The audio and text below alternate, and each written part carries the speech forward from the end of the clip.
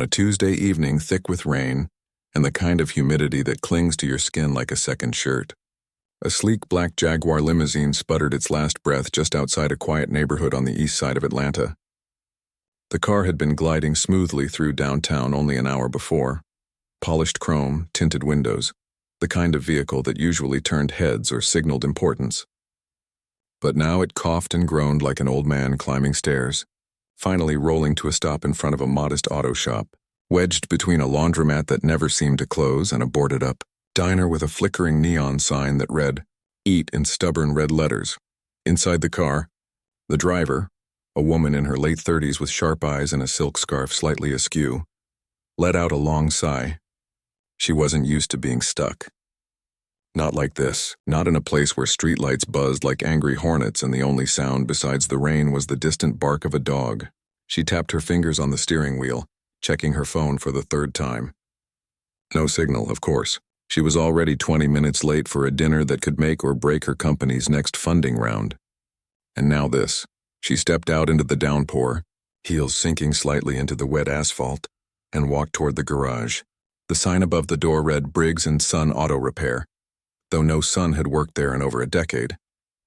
The place looked unassuming, faded paint, oil-stained concrete, a rusted toolbox sitting open near the bay door. But there was a quiet order to it, like someone cared deeply about keeping things running, even if no one was watching. Inside, a man stood beneath the hood of a pickup truck, sleeves rolled up past his elbows, forearms streaked with grease. He didn't look up right away. He was focused, adjusting something with a wrench that looked older than most of the cars he serviced. When he finally turned, his expression wasn't impatient or annoyed, just calm, like he'd seen 100 people show up frustrated and knew most of them just needed someone to listen. The woman introduced herself quickly, explaining the Jaguar's sudden rebellion. "It just gave up," she said, rainwater dripping from the ends of her hair. One minute it was fine, the next nothing. He nodded, wiped his hands on a rag tucked into his back pocket, and walked out with her into the rain without a word. She watched as he opened the Jaguar's hood, his movements deliberate, unhurried. He listened to the engine, tapped a few parts, then reached in with practiced ease. She couldn't tell if he was diagnosing or just giving it a moment to breathe. After a long pause, he said, "This car hasn't been treated like a machine. It's been treated like a trophy." She blinked. No one had ever spoken to her like that about her car, or anything else for that matter. In her world, people nodded, agreed, and made problems disappear with a credit card.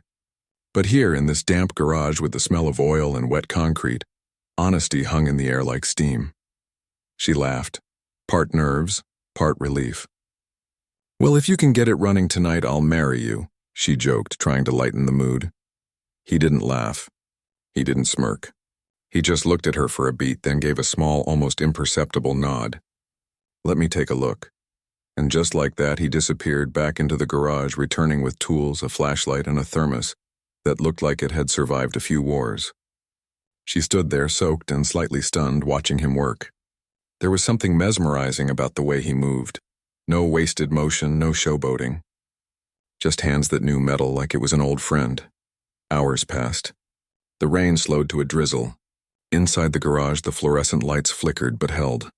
She sat on an overturned crate, sipping bitter coffee from a chipped mug he'd offered without asking if she wanted any. They didn't talk much at first. But then, as he replaced a corroded fuel injector and cleaned out a clogged filter, he started explaining what he was doing, not in technical jargon but in plain words, like he was telling a story about why the car had given up. "It's not broken," he said, wiping sweat from his brow. "It's just tired. Like people. You keep pushing something without giving it what it needs. Eventually it stops trusting you." She hadn't expected that. She'd come in expecting a quick fix and a bill. Instead, she was getting a lesson in care, real care, the kind that doesn't come with a price tag or a performance review. By midnight, the Jaguar roared back to life, smoother than it had in months. She stared at it like it was a miracle. "How did you—" She started. "Just listened," he said simply. She handed him cash, more than he asked for, and hesitated. "I'm sorry about that joke earlier," she said. "I didn't mean anything by it." He looked at her, really looked at her for the first time. "People say a lot of things when they're stressed," he replied. "But cars don't lie. and neither do actions. She drove away that night with the windows down, the cool air washing over her face, the engine humming like a lullaby. But it wasn't the car that stayed with her. It was the quiet certainty in his voice, the way he treated a broken machine with the same respect he'd give a person. In a world full of polished surfaces and rehearsed smiles, he was real, unfiltered, unimpressed, and utterly grounded. Back in her high-rise apartment, she couldn't sleep. She kept replaying the evening. The rain, the garage, the way he'd said, "Let me take a look," like it was the most natural thing in the world. Most people in her life spoke in strategies and projections. He spoke in wrenches and patience. She didn't know it yet, but that broken-down Jaguar had done more than strand her on a rainy road. It had rerouted her entire life. And the man who fixed it? He hadn't just repaired an engine. He'd quietly challenged everything she thought she knew about value, skill, and what it really means to show up for someone. No fanfare, no expectations, just steady, honest work. The next morning, she called her assistant and canceled her usual corporate maintenance contract. "Find out everything you can about Briggs & Son Auto Repair," she said, "and schedule a meeting, not as a client, as someone who wants to learn." Weeks passed and life settled back into its usual rhythm. Board meetings, strategy calls, late nights reviewing spreadsheets under the glow of a laptop. The rainy night at the garage began to feel like a dream, something half-remembered between conference calls and coffee runs. But every time she turned the key in her Jaguar, the smooth purr of the engine brought it all rushing back, the smell of oil and rain, the quiet focus in his eyes, the way he'd treated her car not like a luxury item, but like something that deserved respect. She told herself it was just gratitude. That was all. But then her company's delivery fleet started acting up. It began with one van stalling on the highway during a critical shipment. Then another overheated near the warehouse. Within days, 3 more vehicles were in the shop, each with different symptoms but all pointing to the same problem: neglect. Her logistics manager blamed the drivers. The corporate maintenance vendor blamed cheap parts. But deep down, she knew better. She remembered what the mechanic had said that night. You keep pushing something without giving it what it needs. Eventually, it stops trusting you. On a Thursday afternoon, against the advice of her operations lead, who insisted they only work with certified national vendors, she dialed the number she'd scribbled on a napkin weeks ago. It rang 4 times before a calm voice answered. "Briggs & Son. It's the Jaguar lady," she said, suddenly unsure how to introduce herself. A pause. Then, "Oh, you having trouble again?" "Not me," she said. "My company's fleet. I think they need someone who actually listens to what the engines are saying." He didn't ask for references, didn't pitch a contract, just said, "Bring me the keys. I'll take a look." 2 days later, he showed up at her warehouse, not in a flashy truck or a branded uniform, but in a clean work shirt, carrying a worn leather satchel full of tools and a clipboard. He spent the entire morning inspecting each vehicle, squatting beside tires, popping hoods, jotting notes in neat, careful handwriting. By lunchtime, he had a full report, not full of jargon or inflated estimates, but plain observations. Fuel lines cracked from heat exposure, replaced with heat-shielded ones. Saves long-term cost. Brake pads worn unevenly. Drivers need refresher on smooth stops. Air filters clogged. Change every 5,000 miles, not 10,000. Her logistics team watched him skeptically at first. One of the drivers even muttered, "What's this guy know that our vendor doesn't?" But when he calmly explained how improper tire rotation was causing premature wear, and then showed them how to do it right on the spot, the room grew quiet. There was no ego in his voice, no need to prove he was smarter. Just facts, delivered like he was helping a neighbor. By the end of the week, he'd not only fixed the immediate issues, but restructured their entire maintenance schedule. The changes were simple, low-cost, and effective. Within a month, breakdowns dropped by 70%. Fuel efficiency improved. Drivers started taking better care of the vehicles, because someone had shown them that these machines weren't just tools, but partners in their daily work. She invited him to the office to present his findings to the leadership team. He arrived early, wearing a button-down shirt that looked slightly stiff on him like he wasn't used to dressing up. He spoke clearly, answered every question without flinching, and never once mentioned billing more hours than he'd worked. After the meeting, her CFO pulled her aside.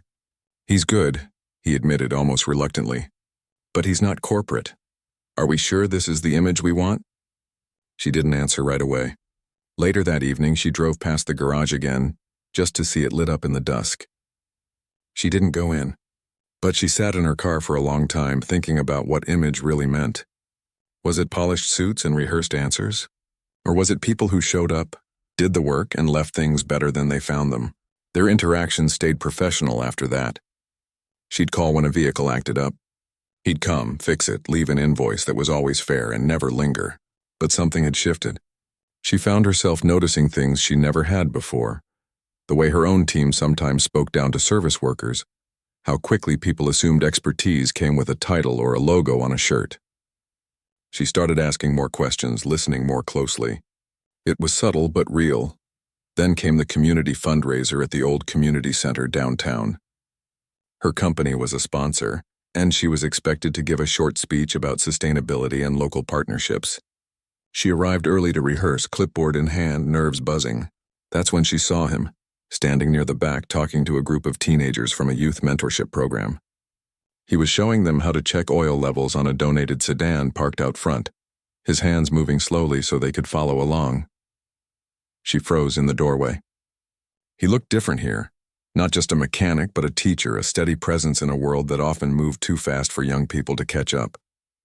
One of the teens laughed at something he said, and the sound was warm, genuine. She realized then that his shop wasn't just a place to fix cars. It was a place where people learned to trust their own hands, their own judgment. He spotted her and gave a small nod.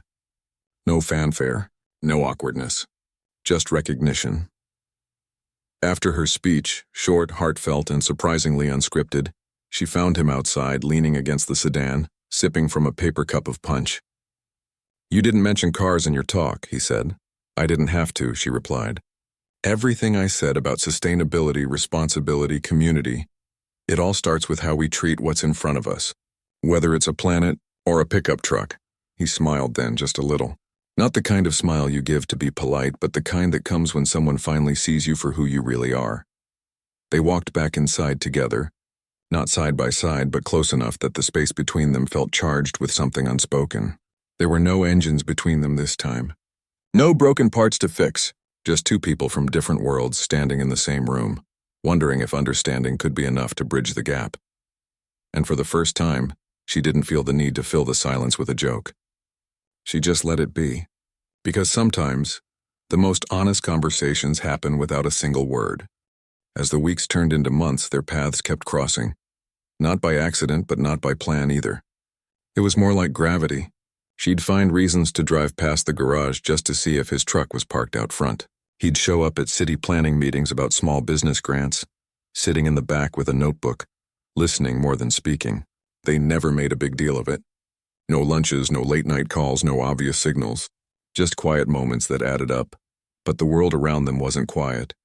Her inner circle started talking. Not loudly, but in hushed tones during strategy retreats or over post-meeting drinks.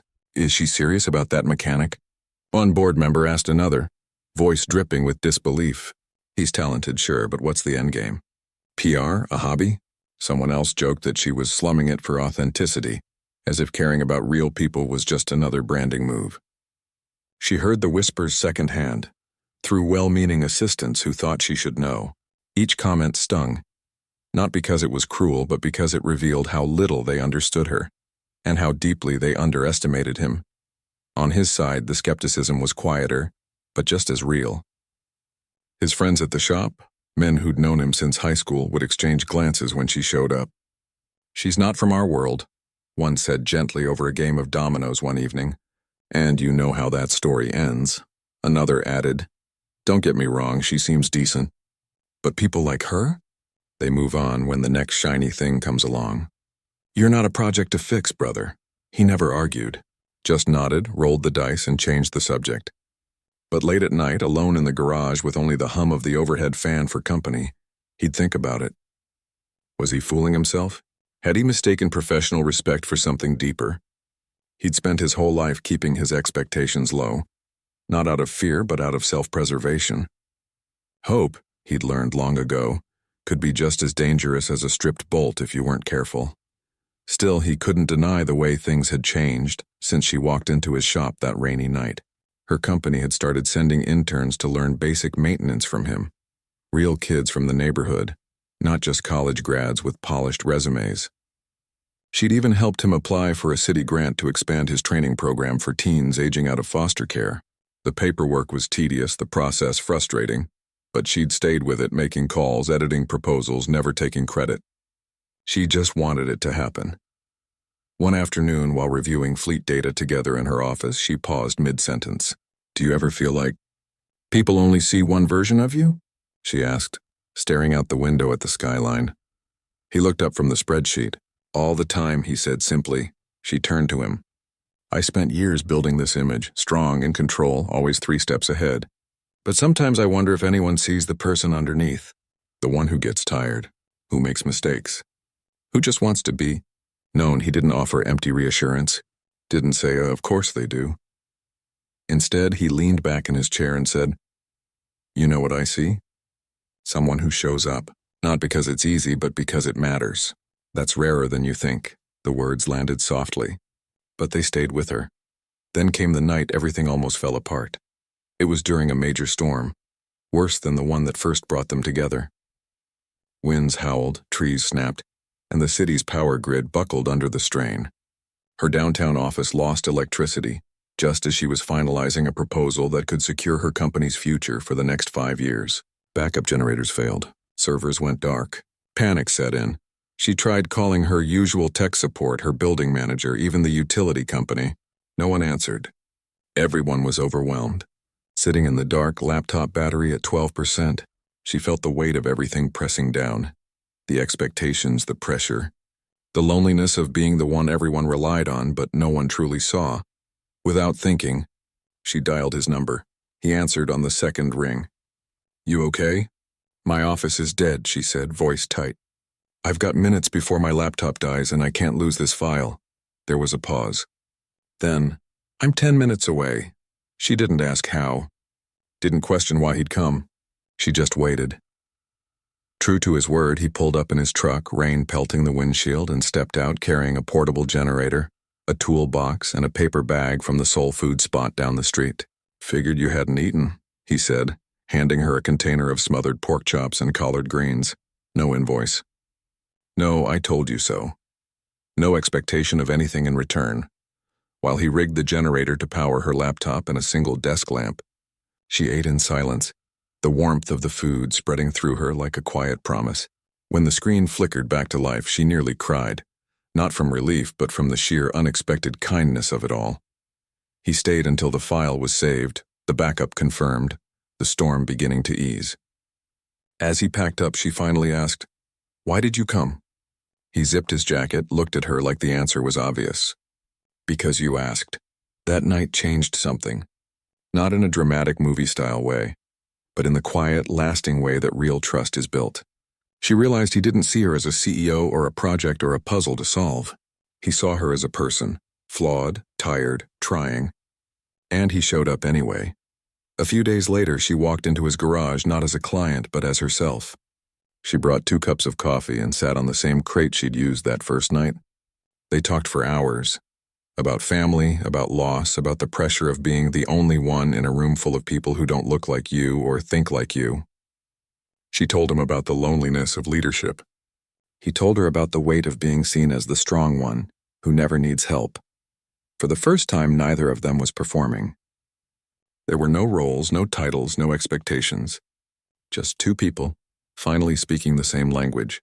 And in that garage, surrounded by wrenches and half-finished repairs, something real began to grow, not because of a joke made in the rain, but because 2 people chose, again and again, to show up as they truly were. Things didn't suddenly become easy, just because they understood each other better. If anything, the closer they got, the more the world seemed determined to remind them of the distance between their lives.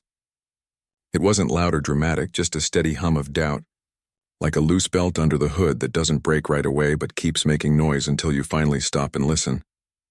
She started noticing it in small ways. At a charity gala, a well-dressed investor leaned in and said, "So is your new hobby still running your fleet?" The smile never left his face, but the words landed like a stone. She forced a laugh, but inside something tightened. Later that night, she called him not to talk about it, but just to hear his voice and steady, unhurried, real. When she hung up, she realized she hadn't told him what happened. She didn't want to burden him with her world's pettiness, but in not saying anything, she'd already built a wall. He felt it too, though from the other side. One afternoon, a regular customer at the shop, a retired teacher who'd known him since he was a kid, gave him a long look while he changed her oil. "You're different lately," she said gently. "Lighter. But be careful, sweetheart. Some bridges look strong until you're halfway across." He didn't argue. He just thanked her and handed back her keys. But her words stayed with him. Was he being naive? Love wasn't something he'd ever planned for. He'd built his life on reliability, on showing up when others wouldn't, on fixing what was broken without expecting praise. But this was different. This wasn't something he could troubleshoot with a torque wrench or a diagnostic scan. This required trust, and trust, he knew, could be the hardest thing to repair once it cracked. Still, they kept choosing each other. Not with grand declarations, but with quiet consistency. She started coming by the garage on Saturday mornings, not to talk business, but to help organize donated parts for the youth program. She'd wear old jeans and a faded t-shirt, her hair pulled back, hands learning how to tell a good spark plug from a worn one. The kids, at first wary of the CEO lady, slowly warmed to her, especially when she brought donuts and actually listened to their ideas for the community car wash fundraiser. He, in turn, began attending her company's sustainability workshops, not as a guest, but as a participant. He asked thoughtful questions about packaging waste, shared stories about how old car parts could be repurposed instead of scrapped, and even suggested a pilot program where retired fleet vehicles could be converted into mobile repair labs for underserved neighborhoods. Her team, once skeptical, now leaned in when he spoke. There was something about the way he grounded big ideas in real-world experience that made them feel possible. One evening, after a long day at a city council meeting about small business support, they found themselves sitting on the curb outside his shop, sharing a bag of warm peanuts from the corner vendor. The streetlights cast long shadows and the air smelled like rain and fried dough. "You know," she said, tossing a peanut into the air and missing her mouth, "I used to think success meant never needing help. Like if I asked for anything, it meant I wasn't strong enough." He chuckled. "And now?" "Now I think strength is knowing when to say, 'I can't do this alone.'" She looked at him. "You taught me that." He didn't take the credit. Just said, "We all learn from someone." A silence settled between them. Not awkward, but full. Like the kind of quiet you only find when you're completely comfortable with another person. Then she asked the question that had been circling in her mind for weeks. "Do you ever worry that this won't last? That we're too different?" He didn't answer right away. He watched a stray cat dart across the street, then turned to her.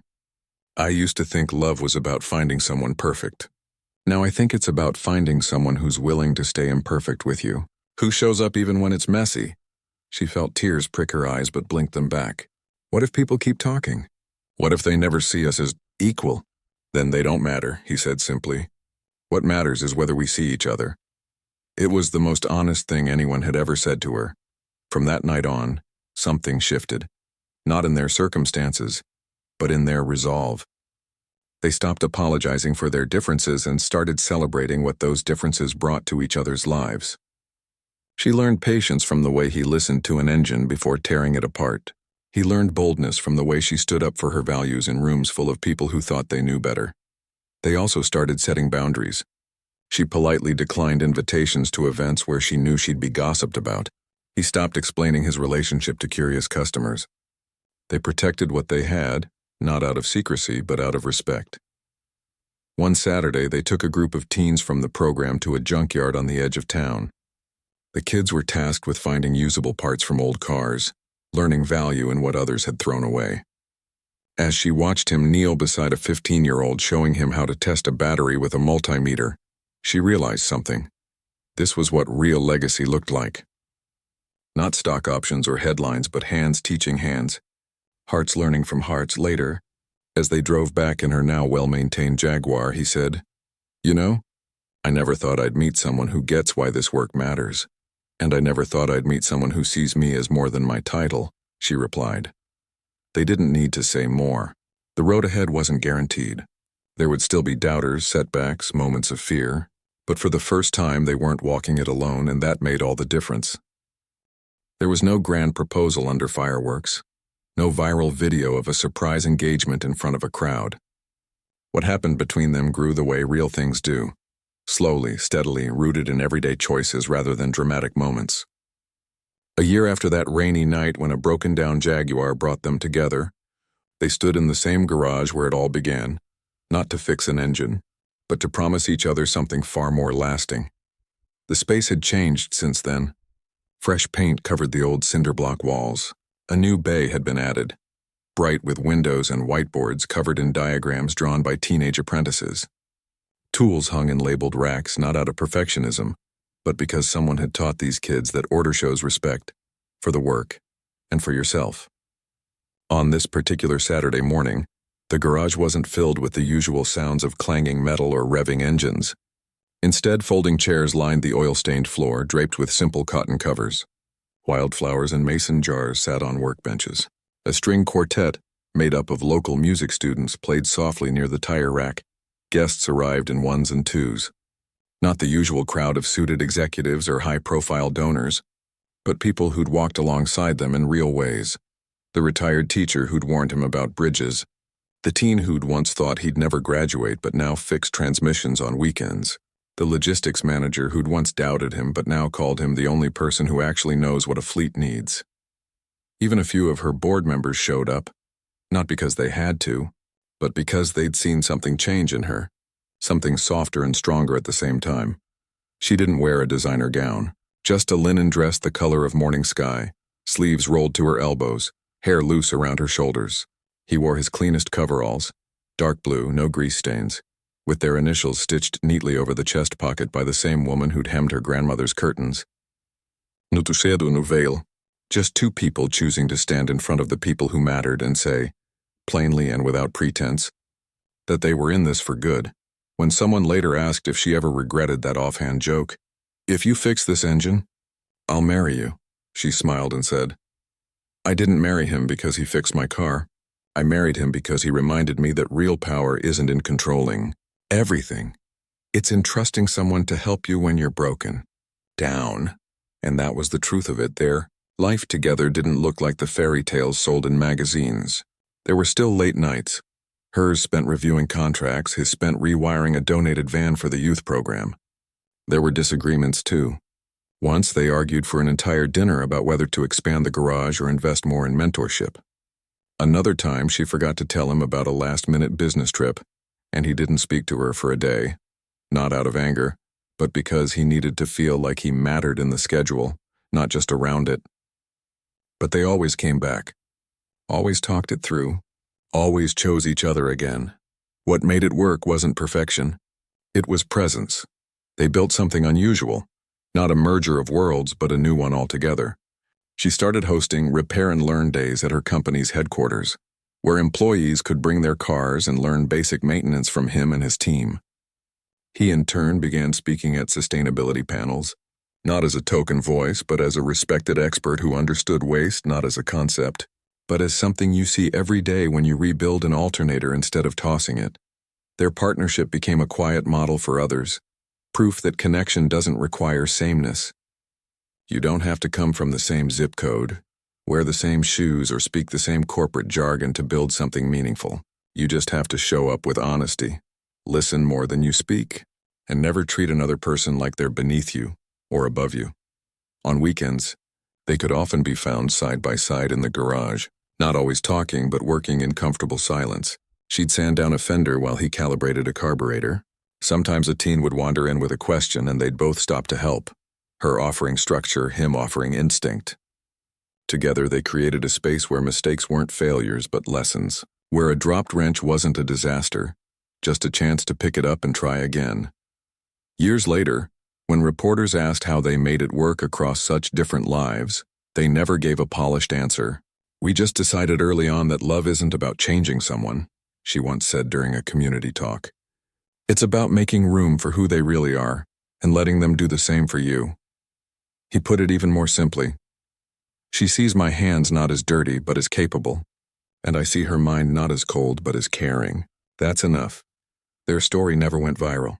There were no headlines, no reality show offers, no best-selling memoirs, and that was exactly how they wanted it. Because real love doesn't need an audience. It thrives in the quiet moments. The shared coffee at dawn, the hand squeeze during a tough meeting, the way he still checks her car before every long trip, and the way she still leaves his favorite sweet tea in the fridge even when he forgets to ask. One evening, long after the wedding guests had gone and the garage was quiet again, they stood together by the bay door watching the sunset paint the sky in gold and violet. The Jaguar sat parked nearby, still running smooth after all these years. "You know," she said, leaning into him, "I used to think success was a corner office and a spot on a list." "And now?" he asked, arm around her shoulders. "Now I think it's this," she said. "A place where people feel seen. A life built on trust, and someone who fixes more than just engines." He kissed the top of her head and smiled. "Funny thing is," he said, "I was just thinking the same about you." And in that moment, with the hum of the city fading into night and the scent of oil and earth in the air, they knew they'd found something rare, not because it was perfect, but because it was real.